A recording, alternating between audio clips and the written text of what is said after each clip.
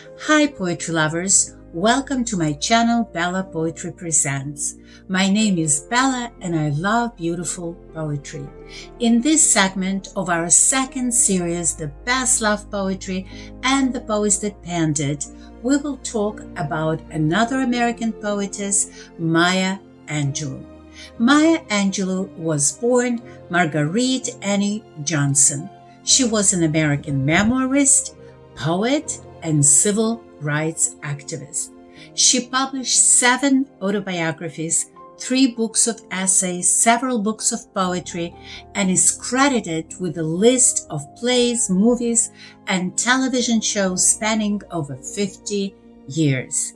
She became a poet and a writer after a string of odd jobs during her young adulthood. This included fry cook, sex worker, nightclub performer, Porgy and Bess cast member, Southern Christian Leadership Conference coordinator, and correspondent in Egypt and Ghana during the decolonization of Africa. Angelou was also an actress, writer, director, and a producer of plays, movies, and public television programs. Angelou was active in civil rights movement and worked with Martin Luther King and Malcolm X. Beginning in 1990s, she made approximately 80 appearances a year on the lecture circuit, something she continued into her 80s. With the publications I Know Why the Caged Bird Sings, Angelou publicly discussed different aspects of her personal life. Maya Angelou was born in St. Louis, Missouri on April 4th, 1928, the second child of Bailey Johnson, who was a doorsman and a Navy dietitian, and Vivian Johnson, a nurse and a car dealer. Angelou's older brother Bailey Jr., nicknamed Margarita, which was her real name, Maya, derived from my sister. When Angelou was 3 and her brother was 4 years old, their parents decided to divorce because they fought a lot. They had a really bad marriage, and their father sent the 2 little children by themselves, by train, to live with their paternal grandmother in Stamps, Arkansas. Their paternal grandmother, whose name was Annie Henderson, was a successful businesswoman.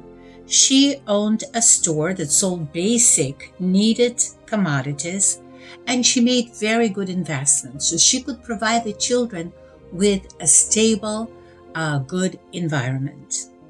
But 4 years later, Angelou's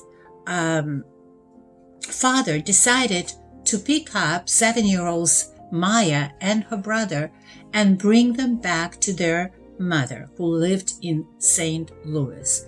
It is hard to understand why he made such a decision, first sending them to his to his mother, and then bringing them back from a stable environment to a very unstable environment. But that was done, and it ended in a terrible trauma for Maya, because at the age of 8, she was sexually molested and raped by her mother's boyfriend, whose last name was Freeman. Maya told her brother about it, and the brother told the family. So Freeman was arrested, but he was jailed only for 1 day and released. And 4 days later, he was found murdered. So the historians suppose that it was Maya's uncles that actually murdered him, but nobody knows for sure. Nobody was arrested for that. So due to what happened to her, due to this terrible trauma, Maya stopped talking for almost 5 years. She later stated, "I thought my voice killed him. I killed that man because I told his name. And then I thought I would never speak again because my voice can kill anyone." Shortly after Freeman's murder, when Angelou was 8 and her brother was 9, Maya Angelou and her brother Bailey were sent back to their grandmother. She attended the Lafayette County Training School in Stamps, a Rosenwald school. Angelou credited a teacher and a friend of her family, Mrs. Bertha Flowers, with helping her speak again. She challenged Maya by saying, "You do not love poetry, not until you speak it." Bertha Flowers also introduced Maya to authors such as Charles Dickens, William Shakespeare, Edgar Allan Poe, and others, authors who would affect her life and career, as well as Black female artists like Frances Harper, Anne Spencer, and Jessie Fawcett. When Angela was 14 years old, and her brother 15, she and her brother moved in once again with their mother, but this time they moved to Oakland, California. During World War II, Angela attended the California Labor School, and at the age of 16, she became the first Black female streetcar conductor in San Francisco. 3 weeks after completing school, at the age of 17, Maya Angelou gave birth to her first and only child. She called him Clyde, but Clyde later changed his name to Guy Johnson. In 1951, Angelou married Tosh Angelos, a Greek electrician, former sailor, and aspiring musician, despite the condemnation of interracial relationships at that time and a great disapproval of Angela's mother. She took modern dance classes during this time and met dancers and choreographers like Alvin Ailey and Ruth Ailey and Ruth Beckford. Ailey and Angelou formed a dance team and they called themselves Al and Rita. They performed modern dance at fraternal Black organizations throughout San Francisco, but unfortunately they never became successful. Angelou, her new husband, and her son moved to New York City so she could study African dance with Trinidadian dancer Pearl Primus, but they returned to San Francisco a year later. After Angelou's marriage ended in 1954, she danced professionally in clubs around San Francisco, including the nightclub called the Purple Onion. She danced there and sang to calypso music. Up to that point, she went by the name of Margaret Johnson or Rita, but at strong suggestions of her managers and supporters at the Purple Onion, she changed her professional name to Maya Angelou. During 1954 and 1955, Angelou toured Europe with the production of the opera Porgy and Bess.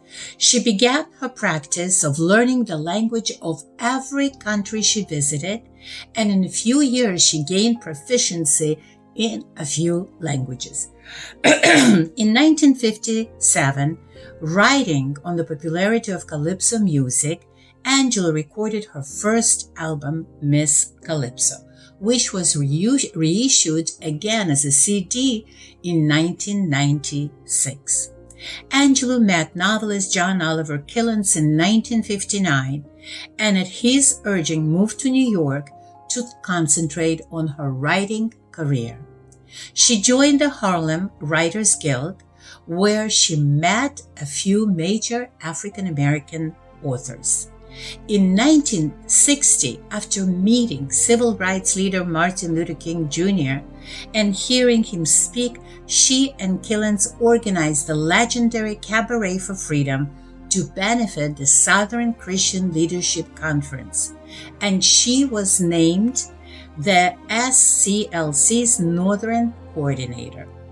Also, in 1961, she met South African freedom fighter Vuzumzi Make, but they never officially married. She and her son, Guy, moved with Make to Cairo, where Angelou worked as an associate editor at the weekly English language newspaper, The Arab Observer. In 1962, her relationship with Make ended, and she and Guy moved to Accra, Ghana, so he could attend college there. But he was seriously injured in a car accident, and Maya had to stay until he recovered. So she stayed in Accra until 1965. She became administrator at the University of Ghana and was active in African American expatriate community. In Accra, she became very close friends with Malcolm X during his visit in the early 1960s. Angelou returned to the United States in 1965 to help him build a new civil rights organization, the Organization of African American Unity. Unfortunately, Malcolm X was assassinated shortly afterwards. Maya Angelou was devastated, she felt adrift, and she joined her brother in Hawaii, where she resumed her singing career. She moved back to Los Angeles to focus on her writing career. Working as a market researcher in Watts, Angelou witnessed the riots in the summer of 1965. She acted in and wrote plays and returned again to New York in 1967. In 1968, Martin Luther King Jr. asked Angelou to organize a march. She agreed, but postponed again, and in what Julapsi, her biographer, calls a macabre twist of fate, Dr. Martin Luther King Jr. was assassinated on Maya Angelou's birthday on April 4th, 1968, when she turned 40 years old. Devastated again, she was encouraged out of her depression by her friend James Baldwin. As her biographer Julapsi states, if 1968 was a year of great pain, loss, and sadness, it was also the year when America first witnessed the breadth and depth of Maya Angelou's spirit and creative genius. In 1968, she wrote her first autobiography, I Know Why the Caged Bird Sings, and it was published in 1969. This autobiography brought her international recognition and acclaim. Angelou married Paul Dufeu, a Welsh carpenter and ex-husband of writer Germaine Greer, in San Francisco in 1973. Over the next 10 years, as Julapsi has stated, she had accomplished more than many artists hoped to achieve in a lifetime. Angelou worked as a composer, writing for singer Roberta Flack and composing movie scores. She wrote articles, short stories, TV scripts, documentaries, autobiographies, and poetry. She produced plays and was named visiting professor at several colleges and universities. She was, so to speak, a reluctant actor and was nominated for a Tony Award in 1973 for her role in Look Away. In 1977, Angelou appeared in a supporting role in the television miniseries Roots. She was given a multitude of awards during this period, including more than 30 honorary degrees from colleges and universities from all over the world. In the late 1970s, Angelou met Oprah Winfrey when Winfrey was a TV anchor in Baltimore, Maryland. Angelou would later become Winfrey's close friend and mentor. In 1981, Angelou and Dufeu divorced also. She returned to the southern United States in 1981 because she felt she had to come to terms with her past. And there, despite the fact that she didn't have a bachelor's degree, she accepted the lifetime Reynolds Professorship of American Studies at Wake Forest University in Winston-Salem, North Carolina, where she was one of the very few African American professors. From that point on, she considered herself a teacher who writes. In 2000, she created a successful collection of products for Hallmark, including greeting cards and decorative household items. In 2013, at the age of 85, Angelou published the 7th volume of autobiography, which she titled Mom and Me and Mom. And this book focused on her very difficult relationship with her mother. Angelou had one son, as I said before, Guy, whose birth she described in her first autobiography. She had one grandson and 2 great-grandchildren. According to Gillespie, her biographer, she also had a large group of friends and extended family. Angelou did not earn a university degree, but she liked people to call her Dr. Angelou. Beginning with I Know Why the Caged Bird Sings, Angelou used the same writing ritual for many years. She would wake up early in the morning. She would check herself into the hotel room, ask the staff to remove all the paintings from the walls. She would lie in bed with sherry and a bottle of sherry and a deck of cards to play solitaire. She had a pad and a pen, and she would write about 10 to 12 pages a day and then correct them and edit them.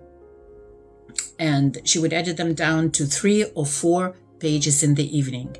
And that's how she wrote for many years.